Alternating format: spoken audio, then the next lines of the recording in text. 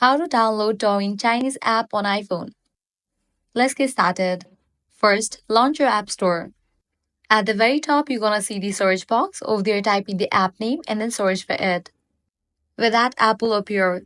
In case app did not appear, what you have to do is, first you'll need to change reason for your app store. To do that, head back, click on the profile icon given at the top right. Now click on your Apple ID given at the very top. Select the option country or region. Now from the list of the countries, select China. Now click continue. Now go through the terms and conditions and agree with it. Now you'll need to fill out this add payment method. Once you fill out this, click on done.